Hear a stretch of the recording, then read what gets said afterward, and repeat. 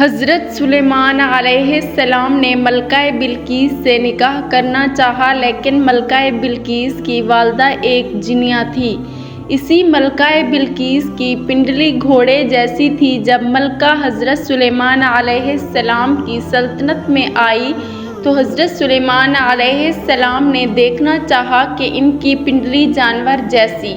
بسم اللہ الرحمن الرحیم۔ ابن عباس سے روایت ہے کہ آپ فرماتے ہیں، حضرت سلیمان علیہ السلام جب تخت پر بیٹھے تھے تو آپ علیہ السلام کے پاس کی کرسیوں پر انسان بیٹھتے اور اس کے پاس والی کرسیوں پر جن بیٹھتے تھے، جن کے بعد شیاطین بیٹھتے۔ پھر ہوا اس تخت کو لے کر اڑتی اور معلق تھما دیتی، پھر پرند آ کر اپنے پروں سے سایہ کر لیتے، پھر آپ ہوا کو حکم دیتے اور وہ پرواز کر کے صبح صبح مہینے بھر کی مسافت کے فاصلے پر پہنچا دیتی۔ اسی طرح شام کو مہینے بھر کی دوری طے ہوتی۔ ایک مرتبہ اسی طرح آپ جا رہے تھے، پرندوں کی دیکھ بھال جو کی تو ہدہد کو غائب پایا۔ بڑے ناراض ہوئے اور فرمایا، چند گھنٹے میں مجھے نظر نہیں پڑتا، یا سچی مچی میں غیر حاضر ہے؟ اگر واقعی وہ غیر حاضر ہے تو میں اسے سخت سزا دوں گا، بلکہ ذبح کر دوں گا۔ ہاں، یہ اور بات ہے کہ وہ غیر حاضری کی کوئی معقول وجہ بیان کر دے۔ ایسے موقع پر آپ پرندوں کے پر نچوا کر زمین پر ڈلوا دیتے تھے، کیڑے مکوڑے کھا جاتے تھے۔ اتنے میں اچانک ہدہد آ گیا۔ پرندوں نے کہا کہ آج تیری خیر نہیں، بادشاہ سلامت تیری سزا طے کر چکے ہیں۔ اس نے کہا، یہ بتاؤ کہ ان کے الفاظ کیا تھے؟ انہوں نے بیان کیے تو ہدہد خوش ہو کر کہنے لگا کہ پھر میں بچ جاؤں گا۔ چنانچہ ہدہد حضرت سلیمان علیہ السلام کے دربار میں پیش ہوا اور کہنے لگا، اے اللہ کے نبی، میں ایک ایسی خبر لے آیا ہوں جو آپ کے پاس بھی نہیں ہے۔ میں عرب سے آ رہا ہوں اور پختہ یقینی سے خبر لایا ہوں۔ اس کی بادشاہی ایک عورت کو میں نے کرتے ہوئے پایا۔ اس کے وزیر اور مشیر 312 شخص ہیں اور ان میں سے ہر شخص کے ماتحت 12,000 کی جمعیت ہے۔ اس کی زمین کا نام مادب ہے، یہ صفا سے 3 میل کے فاصلے پر ہے۔ دنیاوی ہر قسم کی ضرورت اسے مہیا ہے۔ اس کا نہایت شاندار قسم کا تخت ہے جس پر وہ جلوس کرتی ہے، سونے سے تندہ ہوا، اور یہ 80 ہاتھ اونچا اور 40 ہاتھ چوڑا ہے، اور 600 عورتیں ہر وقت کی خدمت میں کمر بستہ رہتی ہیں۔ اس کا دیوان خاص جس میں تخت ہے بہت بڑا محل ہے، بلند و بالا اور کشادہ۔ سب لوگ آفتاب پرست ہیں، خدا پرست کوئی نہیں ہے۔ ملکہ کا نام بلقیس بنت شرحمیل ہے۔ اس کا دادا پورے یمن کا بادشاہ عظیم تھا، جس کی اولاد میں 40 لڑکے پیدا ہوئے جو سب کے سب بادشاہ بنے۔ اس کے والد نے ایک جنیہ عورت سے نکاح کر لیا تھا، اس کے بدن سے بلقیس پیدا ہوئی۔ جنیہ سے نکاح کے مختلف وجوہات بیان کی گئی ہیں۔ ایک یہ کہ اپنی حکومت اور سلطنت کے غرور والے لوگوں سے کہتا کہ تم میں میرے کوئی لائق نہیں۔ اس کا نتیجہ یہ ہوا کہ لوگوں نے اس کا نکاح ایک جنیہ سے کرا دیا۔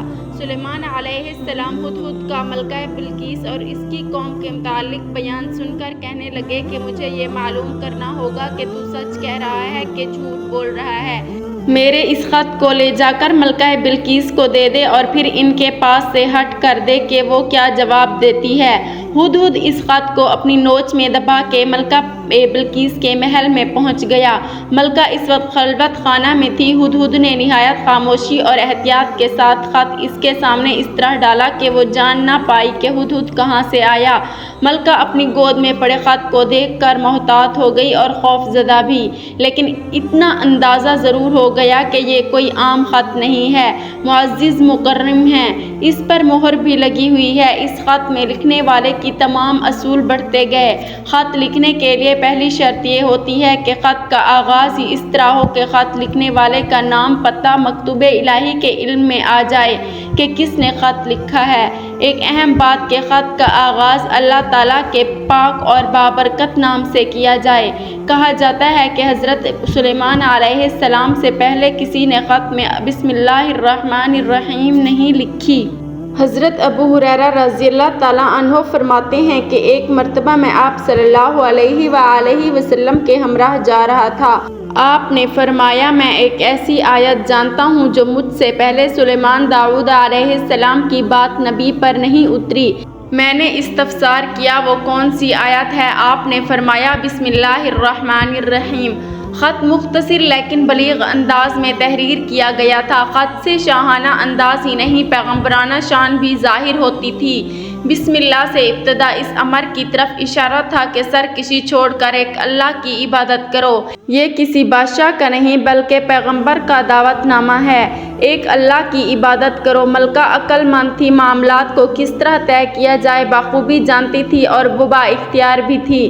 اس کا فیصلہ اس کے اہل دربار کے لیے رد کرنا ممکن نہ تھا، پھر بھی اس نے مصلحتاً اپنا فیصلہ سنانے کی بجائے اہل دربار سے مشورہ ضروری جانا۔ چنانچہ اپنے تمام سرداروں کو دربار میں حاضر ہونے کا حکم دیا اور کہا کہ اس سرداری میں میری طرف ایک بہت ہی اہم اور وقعت والا خط ڈالا گیا ہے، جس میں مسلمان ہونے اور تابع فرمان بننے کی دعوت دی گئی ہے۔ تم سب جانتے ہو کہ میں کوئی فیصلہ تمہارے بغیر نہیں کرتی، رائے دو کہ ہمیں کیا کرنا چاہیے۔ تمام اہل دربار نے جواب دیا، ہمارے پاس طاقت و قوت کی کمی نہیں، اسلحہ اور سامان حربی وافر مقدار میں موجود ہے، ہم بہادر و شجاع بھی ہیں، میدان جنگ میں نہایت جرأت و مردی کے ساتھ لڑتے ہیں، اسی لیے ہمیں خوف زدہ ہونے جھکنے کی ضرورت نہیں، ہماری طاقت مسلم ہے، ہم ہر قسم کے مقابلے کے لیے تیار ہیں، اب جو آپ کا حکم ہو ہم آپ کے فرما بردار ہیں۔ ملکہ بلقیس خود سے اندازہ کر چکی تھی کہ حضرت سلیمان علیہ السلام کے سامنے اس کے لشکر کی کوئی حیثیت نہیں، اگر جنگ کی نوبت آئی تو تباہی و بربادی کے سوا کچھ ہاتھ نہ آئے گا۔ اس نے اپنے سرداروں سے کہا، جب بیرونی حملہ آور کسی بستی پر حملہ کرتے ہیں اسے اجاڑ کے رکھ دیتے ہیں، وہاں کے باعزت لوگوں کو ذلیل کرتے ہیں، اپنا رعب و دبدبہ اور شان و شوکت قائم کرنے کے لیے ہر تدبیر کی جاتی ہے، قتل و غارت گری کی انتہا کر دی جاتی ہے، کھیتیاں جلا دی جاتی ہیں، گرویان کر دیے جاتے ہیں، رعایا کو مفلوج کر دیا جاتا ہے، سپاہیوں کو قیدی بنا لیا جاتا ہے، کیوں نہ کوشش کی جائے کہ اس عمل سے بچا جائے۔ اس کا طریقہ یوں نکلا کہ فیصلہ کیا گیا حضرت سلیمان علیہ السلام کی خدمت میں دیے اور تحائف بھیجے جائیں۔ ملکہ کا مقصد یہ بھی تھا کہ حضرت سلیمان علیہ السلام کی آزمائش بھی ہو جائے گی، اگر وہ تحائف لے کر راضی ہو گئے تو اس امر کی علامت ہوگی کہ وہ ایک بادشاہ ہے اور ان سے مقابلہ کرنے کے لیے دنیاوی وسائل کام دے سکیں گے، اور اگر وہ واقعی نبی ہیں تو ان کے تحائف ان کے نزدیک کوئی اہمیت نہ ہوگی، ان کا ہدیہ قبول نہ کرنا۔ اس امر کی طرف اشارہ ہوگا کہ ہمیں بھی اطاعت کے بغیر چارہ نہیں۔ ملکہ نے تحائف تیار کروائے، ان تحائف کی تفصیل مختلف مقامات پر مختلف درج کی گئی ہے۔ اسرائیلی روایت کے مطابق سونے کی اینٹیں، جواہرات، قیمتی برتن تھے، بعض روایت میں ہے کہ 100 غلام اور 100 کنیزیں بھی تھیں۔ کنیز مردانہ اور غلام زنانہ لباس میں ملبوس تھے، مطلب اسے یہ تھا کہ حضرت سلیمان علیہ السلام کی آزمائش کی جائے، اگر وہ پہچان لیتے ہیں تو نبی ہیں ورنہ محض ایک بادشاہ۔ جب یہ تحائف ملکہ بلقیس کے قاصد لے کر آپ علیہ السلام کی خدمت میں پہنچے تو آپ علیہ السلام نے تمام مہمانوں کو وضو کر کے تازہ دم ہونے کے لیے کہا۔ لڑکیوں نے برتن سے پانی بہا کر ہاتھ دھوئے جبکہ لڑکوں نے برتن میں ہاتھ ڈال کر پانی لیا، یوں آپ پہچان گئے کہ اول ذکر لڑکیوں اور ثانی ذکر لڑکے ہیں۔ ایک روایت یہ بھی ہے، ایک گروہوں نے کوہنیوں سے ہاتھ دھونا شروع کیا اور انگلیوں تک آیا جبکہ دوسرے گروہوں نے انگلیوں سے شروع ہو کر کوہنیوں تک ہاتھ دھوئے۔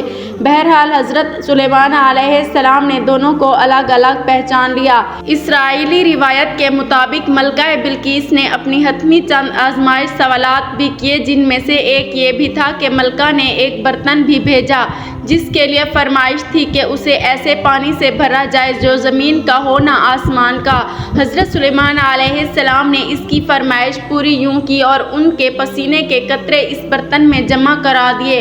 ملکہ بلقیس نے حضرت سلیمان علیہ السلام کے لیے کچھ اور بھی آزمائش تیار کی تھی، اپنے غلاموں سے کہا تھا یہ ایک موتی جس میں سوراخ نہیں ہے ان کی خدمت میں پیش کرنا کہ اس میں جن اور انسانوں کی مدد کیے بغیر دھاگا ڈال دے، دوسرے موتی ہیں سوراخ ٹیڑھا ہے اس میں دھاگا ڈالنا ناممکن ہے، انہیں کہنا اس میں بھی دھاگا ڈال کر دکھا دیں، اگر وہ ان سوالوں کو احمقانہ پایا ناممکن سمجھ کر غصے میں آ گیا تو وہ ایک عام بادشاہ ہے، اگر اس کا رویہ متحمل اور خوشگوار رہا تو جان لینا کہ وہ معمولی بادشاہ نہیں بلکہ نبی ہیں۔ پھر اس کی بات توجہ سے سننا۔ قاصد حاضر ہوا، آپ نے ڈبیا طلب کی تو اس نے کہا کھولنے سے پہلے بتائیے اس میں کیا ہے۔ حضرت جبرائیل علیہ السلام نے مدد کی۔ آپ علیہ السلام نے فرمایا ایک موتی بغیر سوراخ کے، ایک موتی ٹیڑھے سوراخ والا، ان دونوں میں دھاگا ڈال دو۔ آپ نے اپنے درباریوں سے فرمایا موتی میں سوراخ کون کرے گا؟ دیمک نے کام اپنے ذمہ لیا، اپنے منہ میں سے ایک بال لیا اور موتی میں ایک سرے سے داخل ہو کر دوسرے سے نکل آیا۔ آپ علیہ السلام نے دیمک سے خوش ہو کر فرمایا تمہیں کوئی حاجت ہو تو بیان کرو۔ اس نے کہا اے نبی علیہ السلام میرا رزق درختوں میں کر دیں۔ آپ نے اس کی فرمائش پوری کر دی۔ پھر آپ نے ٹیڑھے سوراخ والے موتی کو سامنے رکھا اور کہا اس میں دھاگا کون ڈالے گا؟ سفید کیڑے نے بڑھ کر کہا میں یہ کام کر دوں گا۔ اس نے دھاگا اپنے منہ میں لیا اور ایک طرف سے جا کر دوسری طرف سے نکل آیا۔ آپ نے اس کیڑے سے اس کی حاجت پوچھی، اے اللہ کے نبی میرا رزق پھلوں میں کر دو۔ اس کی فرمائش بھی رہتی دنیا تک پوری کر دی گئی۔ قاصد تو اس سے پہلے ہی آپ سے مرعوب ہو چکے تھے۔ جب حضرت سلیمان علیہ السلام نے قاصدوں کے استقبال کے لیے دربار سے کوئی 30 میل کی مسافت میں سونے چاندی کی اینٹوں کی فرش بنانے کا حکم دیا، راستے میں دونوں طرف عجیب الخلقت جانوروں کو کھڑا کر دیا، دربار کو بھی از سر نو ترتیب دیا۔ اپنے تخت کے دائیں بائیں 4000 سونے کی کرسیاں، ایک طرف علماء اور دانشوروں کے لیے، دوسری جانب وزراء اور اعمال سلطنت کے لیے بچھا دی گئی۔ چنانچہ جب قاصد آئے تو انہوں نے سونے کی اینٹوں پر جانوروں کو کھڑا دیکھا، آگے آگے تیمروں کی قطاریں تھیں، پھر جنات کی صفیں تھیں اور رستے میں ہی حیرت زدہ ہو گئے تھے۔ دربار پہنچے تو وہاں کی شان و شوکت دیکھ کر دنگ رہ گئے۔ جب حضرت سلیمان علیہ السلام سے ملاقات ہوئی تو شاہانہ بادشاہ ہونے کے باوجود آپ علیہ السلام خندہ پیشانی سے پیش آئے۔ قاصدوں نے بیش قیمت تحائف نظر کیے تو آپ علیہ السلام نے فرمایا کیا تم نہیں دیکھ رہے کہ اللہ تعالیٰ نے مجھے ہر چیز سے نوازا ہے؟ یہ مال و دولت میرے لیے بے معنی ہے، تو مجھے یہ بے وقت اور معمولی تحائف دے رہے ہو، جبکہ اللہ تعالیٰ نے مجھے نبوت سے سرفراز کیا ہے۔ پھر جنوں پرندوں اور ہواؤں کو میرے لیے مسخر کیا۔ میری بادشاہت کی شان و شوکت تم دیکھ ہی رہے ہو، اس دنیاوی ساز و سامان کی میرے نزدیک کوئی حیثیت نہیں۔ تم اپنے یہ تحائف واپس لے جاؤ اور ایک خطرناک انجام کا انتظار کرو۔ میں انسانوں کی ہی نہیں بلکہ جنوں اور پرندوں کی فوج لے کر حملہ آور ہوں گا جن کا تم مقابلہ نہ کر پاؤ گے۔ تم اپنے ہدیے پر فخر کرو اور اپنے ہمراہ لے کر لوٹ جاؤ۔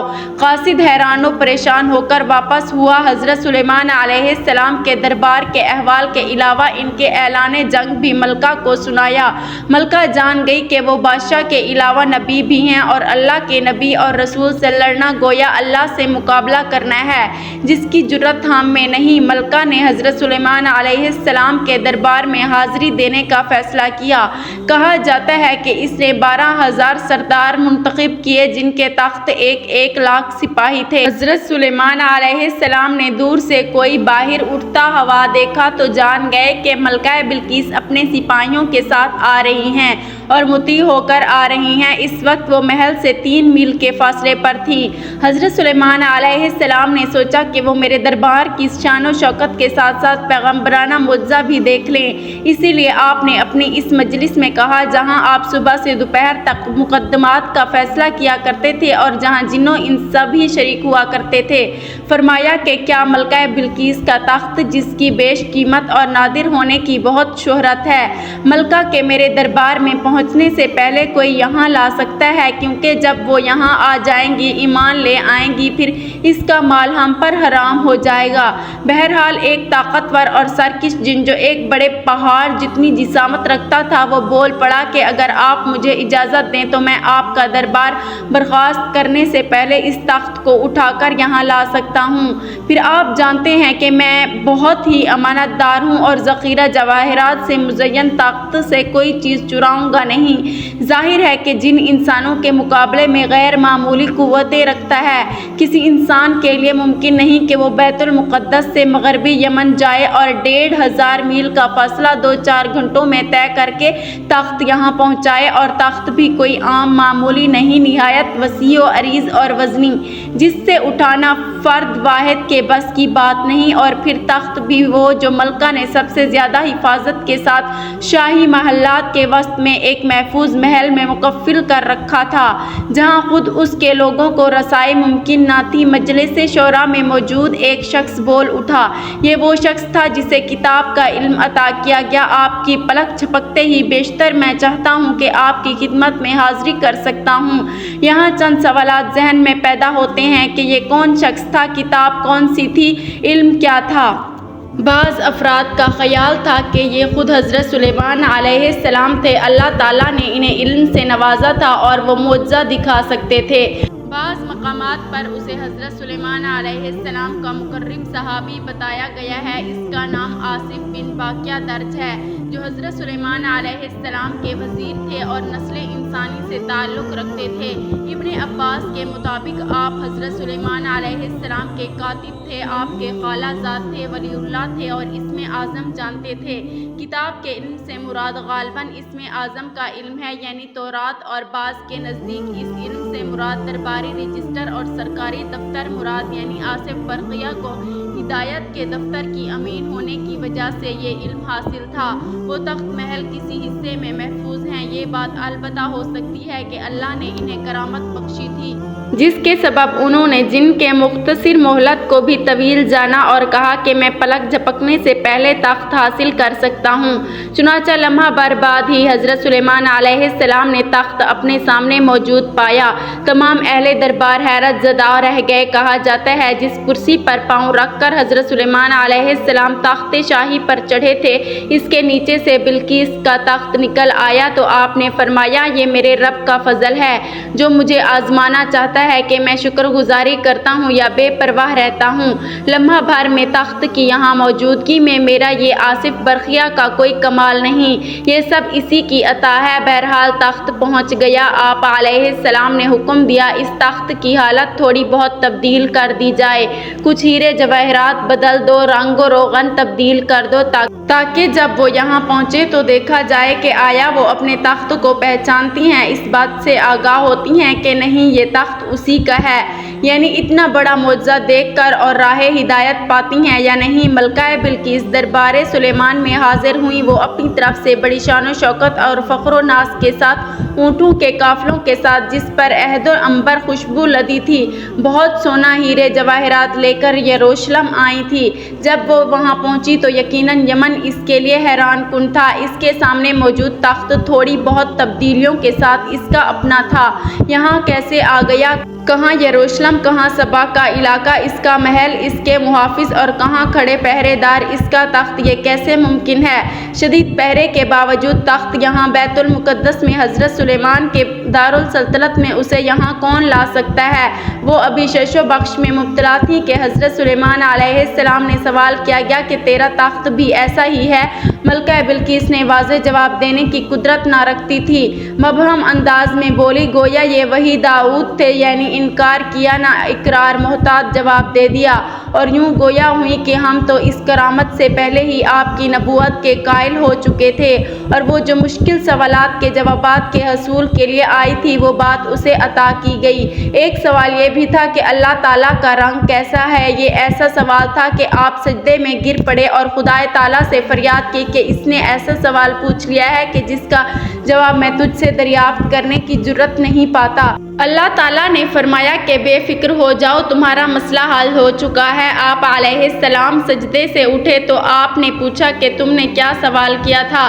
سبھی سوال فراموش کر چکے تھے۔ اب حضرت سلیمان علیہ السلام نے سوچا کہ نبوت کے معجزے تو وہ دیکھ چکی ہیں، اب اسے ظاہری سلطنت اور جاہ و جلال بھی دکھایا جائے۔ ملکہ بلقیس سبا کی آمد کی خبر سن کر آپ جنوں کو ایک ایسے محل کی تعمیر کا حکم دے چکے تھے جو صرف اور کانچ کا تھا، اور اس کے نیچے پانی سے لبابب حوض تھے۔ شیشہ بہت ہی صاف شفاف تھا، آنے والا شیشے کا امتیاز نہیں کر سکتا، بلکہ اسے ایسے ہی معلوم ہوتا کہ پانی ہی پانی ہے، حالانکہ اس کے اوپر شیشے کا فرش ہے۔ بعض لوگوں کا بیان ہے کہ سنت سے غرض آپ علیہ السلام کی یہ تھی کہ آپ اس سے نکاح کرنا چاہتے تھے، لیکن یہ سنا تھا کہ اس کی پنڈلیاں بہت خراب ہیں، اس کے ٹخنے چوپایوں کے گھوڑوں جیسے ہیں۔ اس کی تحقیق کے لیے آپ نے ایسا کیا تھا۔ جب وہ یہاں آنے لگی تو پانی کے حوض کو دیکھ کر اپنے پائے اٹھائے۔ آپ علیہ السلام نے دیکھ لیا، جو بات مجھے پہچانی گئی ہے غلط ہے، اس کی پنڈلیاں اور پیر بالکل انسانوں جیسے ہیں۔ کوئی نئی بات یا بدصورتی نہیں، چونکہ بے نکاح تھی، پنڈلیوں پر بال بڑے بڑے تھے۔ آپ نے استرے سے منڈوا ڈالنے کا مشورہ دیا، لیکن اس نے کہا اس کی برداشت مجھ سے نہ ہو سکے گی۔ آپ نے جنوں سے کہا کہ کوئی اور چیز بناؤ جس سے بال جاتے رہیں، اور جنوں نے ہڑتال پیش کی۔ یہ دوا سب سے پہلے حضرت سلیمان علیہ السلام کے حکم سے ہی تلاش کی گئی تھی۔ ملکہ نے اس حکم کو، اس کے دسترخواں کی نعمتوں کو، اس کی ملازموں کو، وحشت تیور اور جن و انس کی اطاعت و فرمانبرداری کو اور آپ علیہ السلام کی حکمت اور نبوت کے کرشموں کو دیکھا۔ اس کے ہوش آتے رہے۔ اس نے حضرت سلیمان علیہ السلام کی یہ شان و شوکت دیکھی تو اپنا محل، اپنی سلطنت اسے ہیچ نظر آنے لگی۔ اسے اپنا وہ محل جو نہایت وسیع و عریض فن و تعمیر کا نادر نمونہ تھا نظر آنے لگا۔ اس محل کے مغربی و مشرقی حصے میں 360 اور ہر طرح کے اس انداز سے بنایا گیا تھا کہ ہر روز ایک طاق سے سورج طلوع ہوتا اور مغرب اس کے عین سامنے کے طاق سے غروب ہوتا، اور دوسرے دن اس سے اگلے طاق سے طلوع ہوتا اور مغربی سمت اگلے طاق میں غروب ہوتا۔ چڑھتے ڈوبتے سورج کی پرستش ان کا مذہب تھا۔ وہ اپنے محل کو دنیا کے عجائبات میں شمار کرتی تھیں، لیکن یہاں جو کچھ اس نے دیکھا تو کہنے پر مجبور ہو گئیں کہ وہ سچی خبر تھی جو میں نے تیرے کاموں اور تیری حکمت کے بارے میں اپنے ملک میں سنی تھی۔ میں نے ان پر بھی یقین نہ کیا تھا جب تک کہ میں نے یہاں آ کر خود نہ دیکھ لیا، بلکہ مجھے تو آدھا بھی نہیں بتایا گیا تھا۔ تیری شان و عظمی تو اس سے کہیں زیادہ ہے جو مجھے معلوم ہوئی۔ ملکہ بلقیس یہ سب ذہانت و فطانت میں بے مثل تھیں۔ وہ جان چکی تھی اس شان و شوکت کا اظہار صرف اسی لیے نہیں کہ اس کی اطاعت کی جائے، بلکہ اس معجزانہ قدرت کا اظہار اس امر کی جانب اشارہ ہے، اس ہستی کی طرف بلاوا ہے کہ جو ہر چیز پر قادر ہے۔ یوں وہ اپنے شرک پر نادم ہوئیں اور اقرار کیا کہ میں نے اپنے آپ پر ظلم کیا اور میں حضرت سلیمان علیہ السلام اور آپ کے رب کی فرما بردار امتی ہوتی ہوں۔ واضح رہے کہ اس دور میں عام رواج تھا کہ بادشاہ کا مذہب عوام کا مذہب ہوتا تھا، اسی لیے ملکہ بلقیس کی ایمان لانے کے ساتھ ہی اس کی پوری قوم بھی ممکن ہے کہ ایمان لے آئی۔ ملکہ بلقیس کے ایمان لانے کے واقعے کے بعد کی تفصیل قرآن پاک میں موجود نہیں۔ مختلف روایات تفاسیر اسرائیلی روایت میں رقم ہے کہ حضرت سلیمان علیہ السلام نے ملکہ بلقیس سے نکاح کر لیا تھا، لیکن اس سے اس کے ملک پر برقرار رکھا تھا۔ چنانچہ اس کا قیام یمن میں ہی تھا۔ وہاں اپنی ملکہ سبا کو 3 شاندار محل تعمیر کروا دیے تھے۔ آپ علیہ السلام ہر ماہ 3 روز وہاں قیام فرماتے۔ اہل حبشہ ملکہ سبا اور حضرت سلیمان علیہ السلام کی اولاد ہونے کا دعویٰ کرتی ہیں۔ اللہ تعالی ہمیں بہتر عمل کرنے کی توفیق عطا فرمائے اور ہمیں نیکوکاروں میں شامل کرے، آمین۔ ناظرین، کمنٹ باکس میں اللہ تعالیٰ کے 99 ناموں میں سے ایک نام ضرور ٹائپ کریں۔